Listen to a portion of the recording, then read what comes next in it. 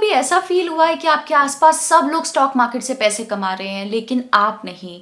आप एक अच्छा स्टॉक या फंड तो पिक कर लेते हैं मगर उसे बहुत लेट बाई करते हैं या फिर जल्दी सेल कर देते हैं। ऐसा हम सभी के साथ होता है ना? पिछले 10 सालों में निफ्टी 50 ऑलमोस्ट 3 गुना हो चुका है, लेकिन क्या आपका पोर्टफोलियो ट्रिपल हुआ है? अगर आपका जवाब नो है तो आप अकेले नहीं हैं।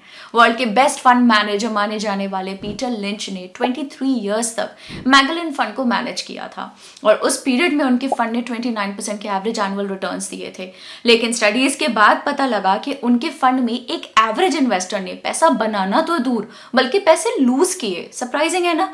ऐसा कैसे हो सकता है? मगर इसका कारण recently American investor entrepreneur Ian castle ने हमारे साथ मार्केट की बात पे डिस्कस किया था। Even an investor like Peter Lynch, in his fund, which I think he produced like 28% returns over a very long period of time, then, obviously outperformed the overall market by a wide margin. But there's a couple studies done that like 98% of the investors that invested with him didn't outperform the market.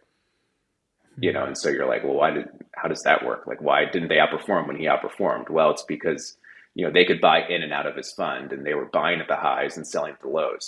Predominantly a lot of his investors that are in his fund. So even though he catered at that point, a lot of the investors just didn't have the discipline or fortitude to do the right thing at the right time. And I think that's the hardest part about successful investing is it's really about doing the opposite of what your human nature tells you to do. I mean, our human nature tells us when you see a stock going up and over weeks or months or even years, you rationalize or justify paying higher for it. And then when a stock goes lower and lower and lower, you rationalize not doing anything. You tend to overanalyze when stocks go down and underanalyze when stocks go up.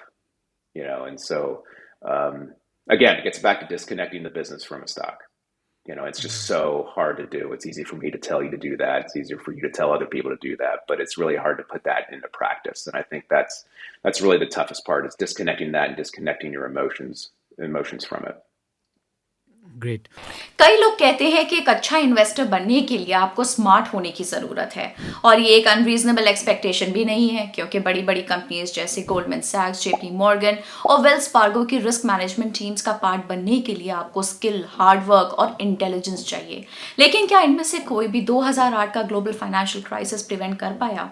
हर देश के पास economic advisers होते हैं, फिर भी कई countries bankrupt हो जाती हैं। फंड मैनेजर्स जिनकी पूरी जिंदगी फाइनेंस और इन्वेस्टिंग सीखने और अप्लाई करने में जाती है, लेकिन इसके बावजूद कई फंड सालों तक अंडर परफॉर्म करते हैं।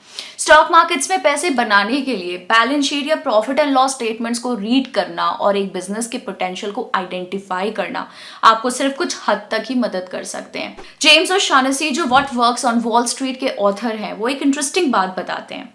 So when our ancient ancestors were on that plain in Africa and the bush was rattling, one of them ran away, the other one went, oh, I wonder what's in that bush. Guess whose genes got passed down to us? The guy who ran away. So the idea that flee, let's get out of here, came down us through our genetic inheritance, and it's very, very difficult to overcome. तो जैसा कि आपने सुना, James कहते हैं कि हमारे ancestors जो शायद अफ्रीका के किसी फॉरेस्ट में रहते थे, जब भी उन्हें बुशेस में कोई मूवमेंट महसूस होती थी तो उनमें से कुछ वहाँ से भाग जाते थे और कुछ रह के इंतज़ार करते थे। और ये तो ऑब्वियस है कि जो लोग भाग गए उन्होंने ही सर्वाइव किया होगा, राइट? और आज हम सब उन्हीं की वजह से यहाँ हैं। वो फियर जो हमें डिफ़िकल्टी में प्रोटेक्ट करता है, वही फियर हमारे अगेंस्ट भी काम कर सकता है जब बात स्टॉक मार्केट्स की हो। और क्योंकि ये हमारी जीन्स का एक इंटीग्रल पार्ट है, इसे ओवरकम करना बहुत डिफिकल्ट है। टिमोथी गॉलवे अपनी book the inner game of tennis में कहते हैं कि सबसे बड़े ऑब्स्टिकल्स वो होते हैं जो हमने इंटरनली खुद के लिए सेट किए हुए हैं। गॉलवे कहते हैं कि हमारे अंदर ऑलरेडी वो सभी टूल्स हैं जिनकी मदद से हम जो चाहें वो सीख सकते हैं। वो इस बात को समझाने के लिए एक बड़ा ही इंटरेस्टिंग एग्जाम्पल देते हैं। If we'd have been learning how to walk the way we learn how to play sports, our dad would have been there saying, okay, now Tommy, first you put your left foot out and you put your weight in the heel of your foot, then you sort of shift on over. No, don't shift so early. Shift about now. After you've taken this forward past your right foot, then you shift over and you put your weight in your left foot. You understand? But this isn't how it went. Instead, little Tommy sits and he just notices his father walking. He just sees him. He's not even studying it. He just starts doing it. And he falls over. And after he falls over, he just says, "Oh, darn it, I'm doing so badly, I'll never learn how to walk. I always fall to the right. How come I'm falling to the right?" He gets up, he falls the other way. And this isn't just trial and error. This is trial and correction. Trial and correction. But the correction is self-correction. No one's there telling him from outside how to do it. He learns from his own experience, and he learns very rapidly. Now, the idea of the inner game is to learn to play tennis in the same way. To learn to play without always trying to consciously control your actions. जैसा कि आपने सुना, अगर आप एक baby को scientifically explain करके चलना सिखाएंगे और उससे कहेंगे कि पहले अपना लेफ्ट फुट आगे बढ़ाओ और उस पे वेट डालो, फिर उस वेट को स्लोली राइट फुट पे ट्रांसफर करो, बैलेंस मेंटेन करो और फिर राइट फुट आगे बढ़ाओ, बेबी सिंपली दूसरों को देख के और सेल्फ प्रैक्टिस से सीखते हैं। वो कभी बाएं ओर गिरेंगे तो कभी दाएं, लेकिन ट्रायल एंड करेक्शन के थ्रू वो चलना सीख जाएंगे।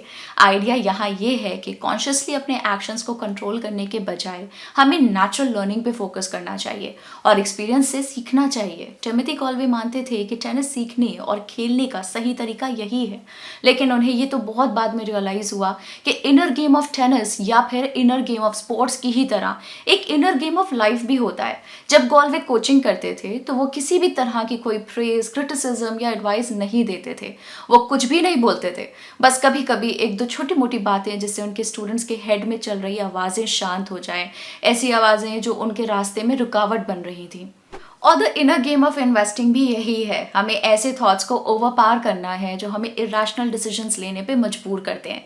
लेकिन आखिर इस गेम को कॉन्कर कैसे किया जाए? कॉल्वे के अकॉर्डिंग किसी भी फील्ड में हाई परफॉर्मेंस के पीछे जितना हाथ उन चीज़ों का है जिन पे आप फोकस करते हैं, उतना ही हाथ उन बातों का भी है जिन पे आप फोकस नहीं करते हैं।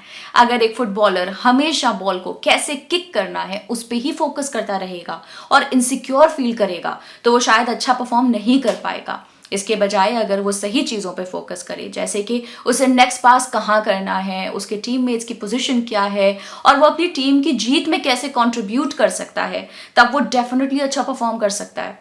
तो यहाँ इस पॉइंट पे हमारे सामने एक ही सवाल है, एज इन्वेस्टर्स हमें किन चीज़ों पे फोकस करना चाहिए और मोर इम्पॉर्टेंटली किन चीज़ों पे फोकस नहीं करना चाहिए।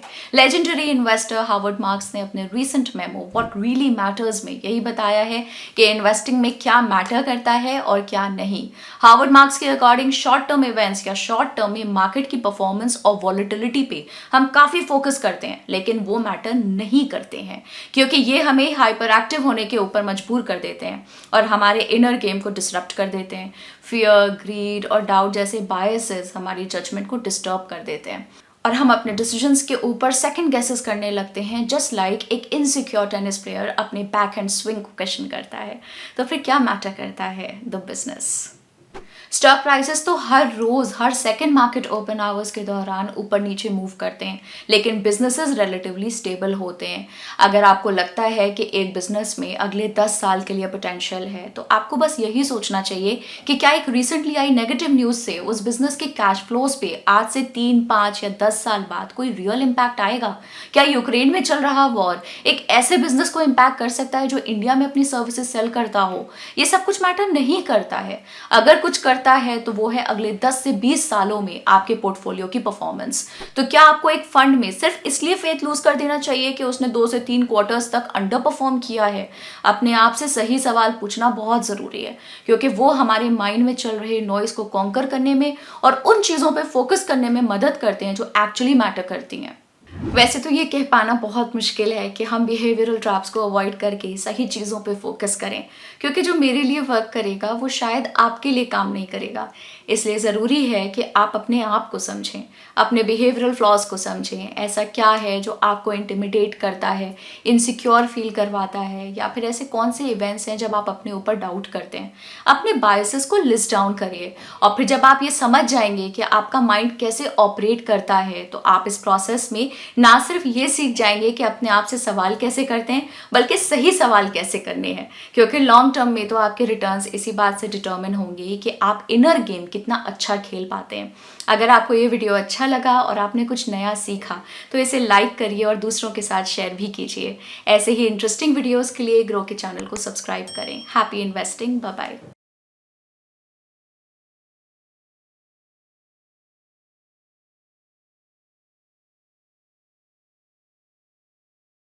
Investment in securities market are subject to market risks. Read all the related documents carefully before investing. Please read the risk disclosure documents carefully before investing in equity shares, derivatives, mutual fund, and or other instruments traded on the stock exchanges.